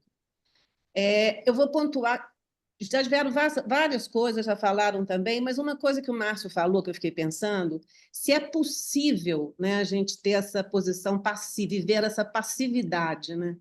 Porque é impossível eu receber a gratidão do Bernardo ou eu dar a minha gratidão e ficar de alguma... Eu entendi o passivo que você quis dizer, mas não tem jeito de haver uma passividade, né? Porque eu me sentir, né? O paciente fala obrigada. Eu gosto muito quando uma vez com o supervisor meu em São Paulo, eu falei com ele assim um momento, muito obrigada. Ele respondeu, nunca esqueci disso, ele respondeu assim, Luciana, eu recebo a sua gratidão. Eu nunca esqueci isso. Porque às vezes a gente, quando fala obrigada, né? A gente fala de nada, né? Você sabe o que eu associei, né? Em Minas fala, né? De nada, quer dizer, imagina, né? Em São Paulo fala. Mas o que eu quero falar é assim, a complexidade que é para se chegar nesse estado de graça, né? A complexidade desse bebê, quando você descreveu esse bebê no colo, eu achei de uma riqueza que é da onipotência mesmo que você descreveu. Eu falei, gente, quanta coisa esse bebê vive, né? Você descreveu de uma forma sensorial maravilhosa. E aí eu pensei, a gravidade que é, a delicadeza que é, o comprometimento do desmame, né? Desse Uhum. objeto que vai embora, desse objeto que não é só meu, e a importância, né, quando eu recebo gratidão e falo obrigada, eu pego algo para mim e vou-me embora, né? Pulsão de vida, pulsão de morte, mas eu estou separada do outro, né? Que é muita maturidade, né? Não é fácil essa palavra gratidão, né? Porque você falou assim, hoje em dia, porque hoje em dia está uma coisa meio tá demais, né? Ah, obrigada, Ah, obrigada. Né? É um automatismo, mas será que de fato estamos gratos naquele momento, né? Será que de uhum. fato recebemos a gratidão e podemos falar para o paciente, né? Eu recebo sua gratidão. Era isso e o que mais? Muita coisa que você falou, lindíssimo. E a incompletude, né? Eu acho que a partir do momento que eu sei que eu sou incompleta, eu jamais vou invejar a sua sabedoria. Eu nunca vou ter o seu conhecimento que você tem, meu amigo. Então, eu admiro. Então, eu acho lindo isso, né? Eu poder admirar algo que eu nunca vou ter. Muito obrigada. Eu amei, amei. Minha amiga, você sabe também tanto que eu te admiro, que eu te amo, que você é uma mulher tem feito parte de momentos muito importantes na minha vida ultimamente, né? Já há algum tempo. E, e viajar com você, igual a gente viaja para alguns eventos, e poder descontraidamente conversar, compartilhar tanta coisa, isso tem me feito aprender muito. Assim como eu jamais vou conseguir ser tão eficiente, brilhantemente eficiente como você é, e eu não invejo, não, porque também eu admiro e fico feliz de saber que isso existe, que está em você. E você é uma pessoa muito inteligente, não vem com essa conversa para cima de mim, não. Você não vem com isso, não. Agora, por exemplo, quando a gente fala assim, obrigado, né? O que é obrigado? É agradecer, né? A gratidão está aí. E como é que o espanhol fala? Gracias, né?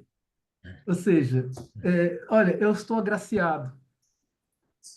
Daí o seu supervisor fala, eu recebo sua gratidão, ou seja, eu sei que você está agraciada e eu reconheço que isso existe em você.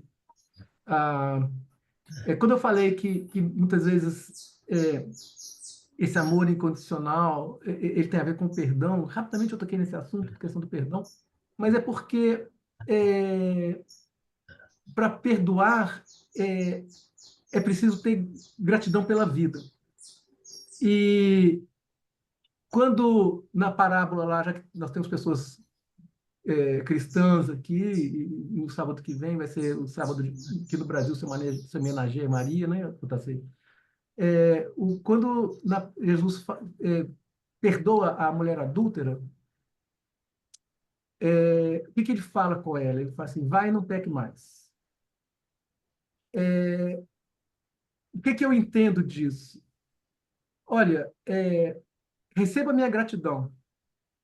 E agora, como você se vai, você leva essa gratidão dentro de você. E você levando essa gratidão, você não precisa pecar mais, né? Você pode se envolver com o amor, tal como o amor requer.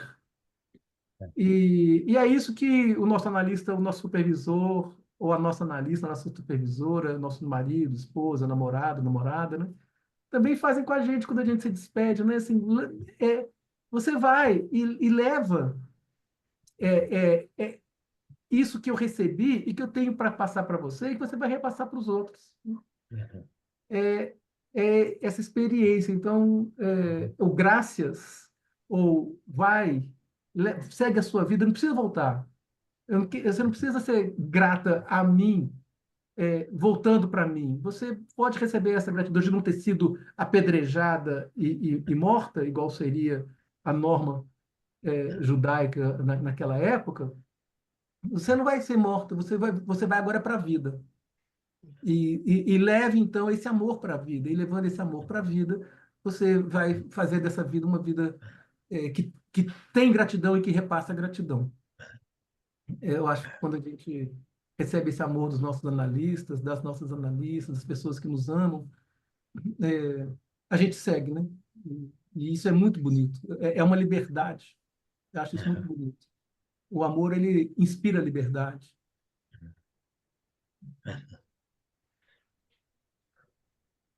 Que silêncio maravilhoso, olha, mesmo Luciana, a gente pode fazer uma live um dia chamada gratidão, gratidão não, inveja e admiração, que são duas coisas que são muito ligadas, né? Não, justamente. Onde entra a admiração, que você falou admiração.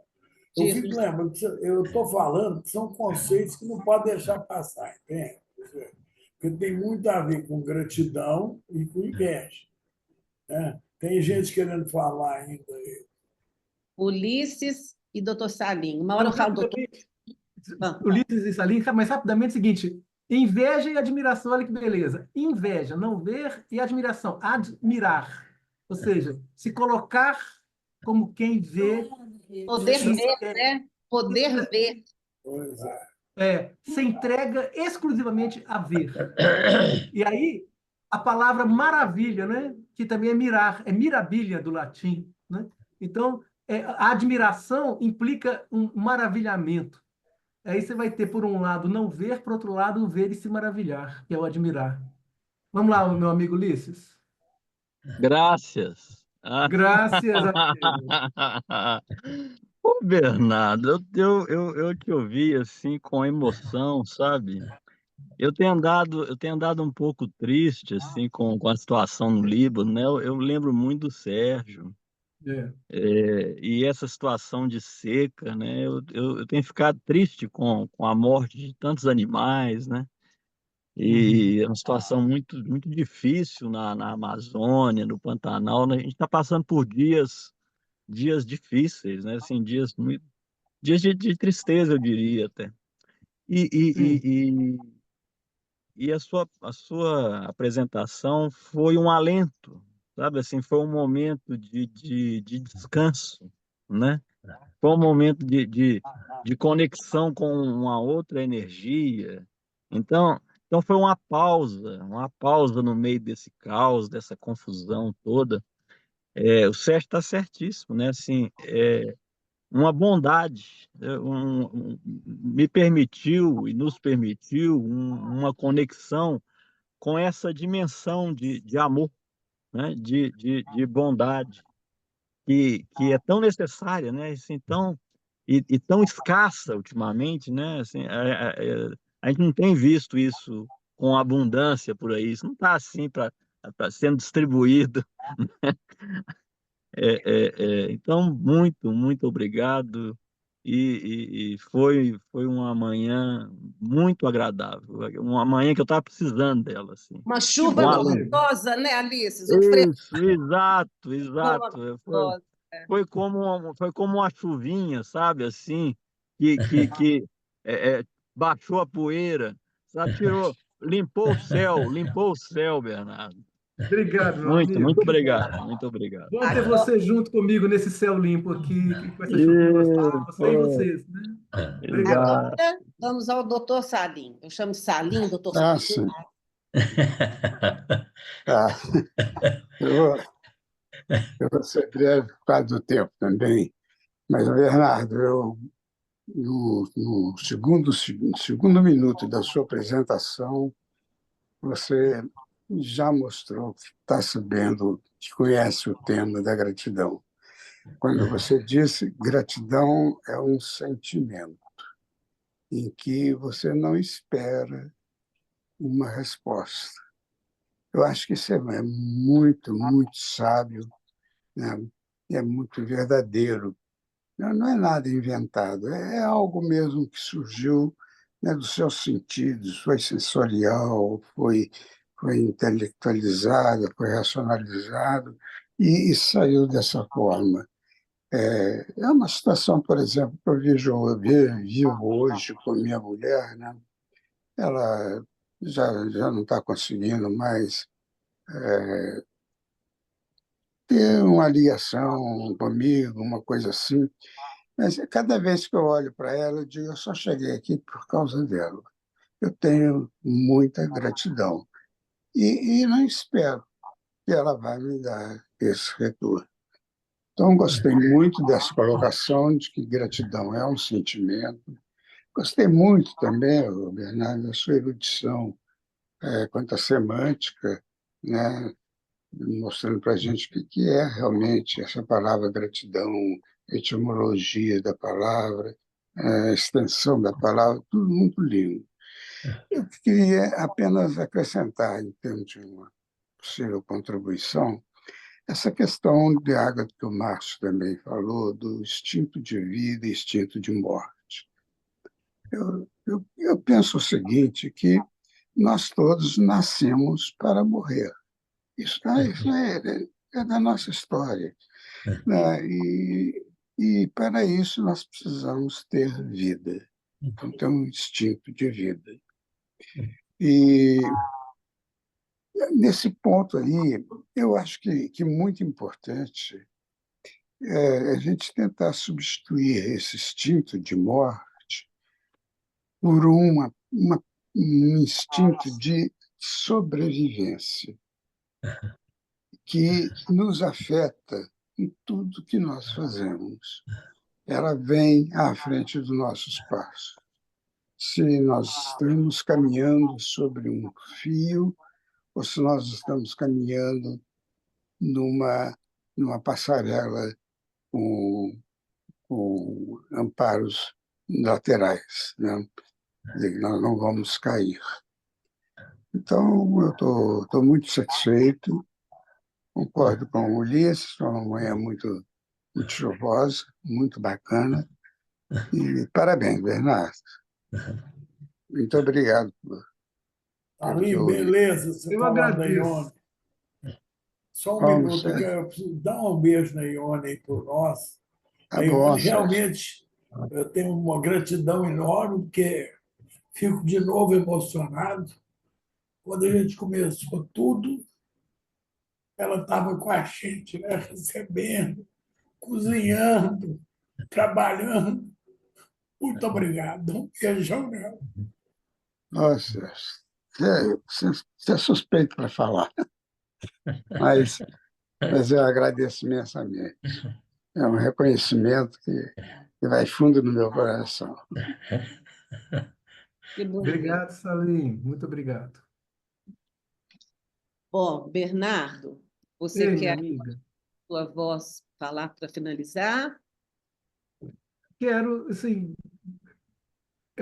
gratidão, obviamente, quero agradecer, né? Assim, este grupo maravilhoso que a gente tem, essa, essa gana que eu e você e o Sérgio temos na coordenação desse grupo para que ele permaneça, para que a gente possa agregar, o espírito agregador e generoso do Sérgio nos inspira e nos leva a seguir junto com ele e a estar próximo das pessoas que estão presentes aqui e de vários que também não puderam. Eu recebi algumas mensagens de pessoas que não puderam participar, por exemplo, a Dalva Alencar, lá do Rio Grande do Norte, que teve um problema com a cuidadora lá do marido dela, mais uma vez, infelizmente, e ela teve que ir resolver essa questão, mas mandou uma mensagem com todo aquele carinho que ela costuma mandar.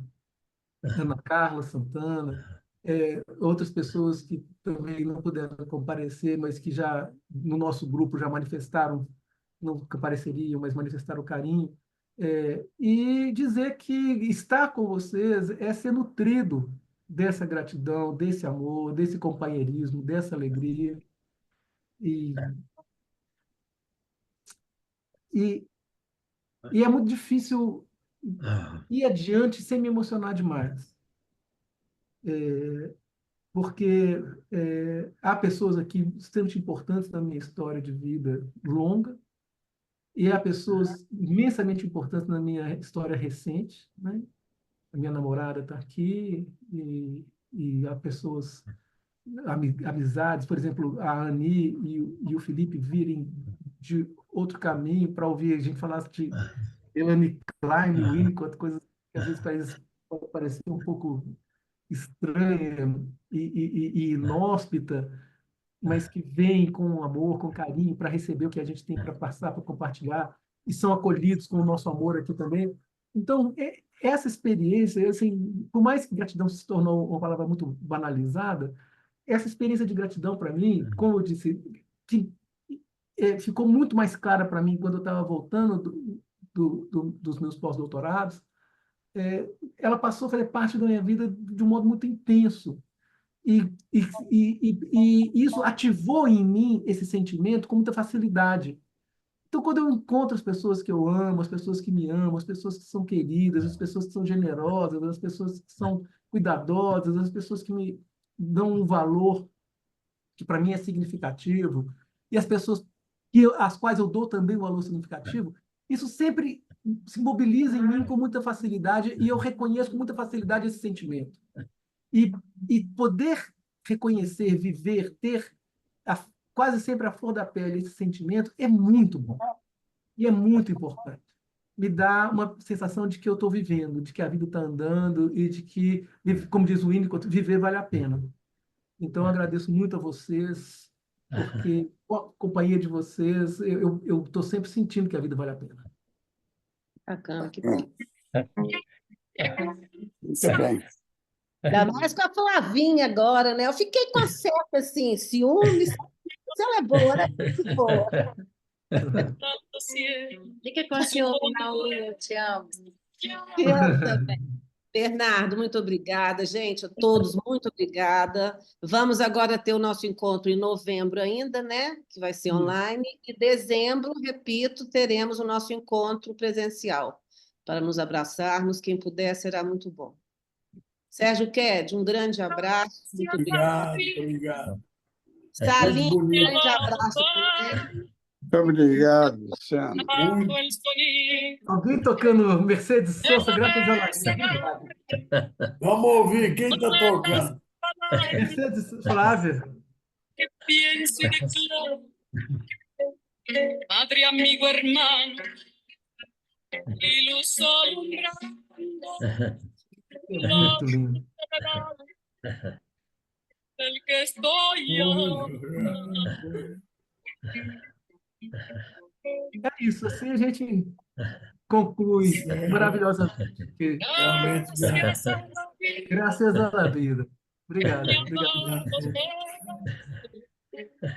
Acabado la marcha. Oh, o João Ô, apareceu. João, Ellos anduvo A Mônica, né, Mônica? Eu não falei nem oi pra você. Mônica, querido. valles y desiertos, Feliz, querido. Isso é muito bom. montaña y la casa tuya. beleza. Beleza. O João também, eu sou muito grato a essa turma.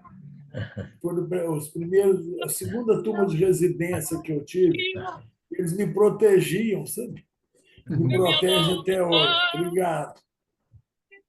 Me dio el corazón y agita su mar cuando miro el fruto del cerebro humano, cuando miro el bueno tan lejos del mal, cuando miro el fondo de tus ojos.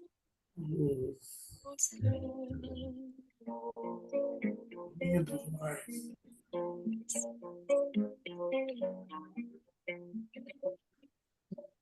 Gracias a la vida que me ha dado tanto, me ha dado la risa y me ha dado el llanto. Así yo distingo dicha de quebranto, los dos materiales que forman mi canto y el canto de ustedes, que es el mismo canto, y el canto de todos, que es mi propio canto. Gracias a la vida.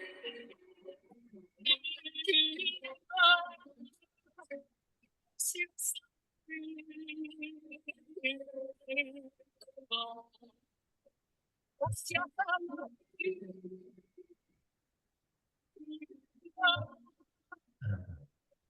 a la vida.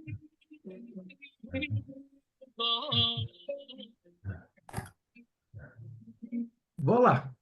É isso, gente. Bora! Obrigado. Beijão, Obrigada, Flávio. Bernardo. Beijão, Abraço a beijão. todos. Obrigado. Essa da Graças à La Vida, vou te contar. Essa Lindo, pegou né? mesmo. Muito lindo. Estou chorando aqui, que realmente é Também uma estou. maravilha. Muito É muito lindo. lindo. Graças à vida. Valeu a pena, né, Bernardo? Valeu a pena, né? Já Tá disse vendo? gratuitamente tanta lágrima. Eu vou imitar a tal de Vera Iaconelli lá. Isso não é uma sessão de análise. Não é. Foi um evento que não é uma sessão de análise. É isso. Beijo. Gente. Um, Bom final dois de e semana. já. Um, dois e já. Tchau. Tchau, tchau. Ai, meu Deus.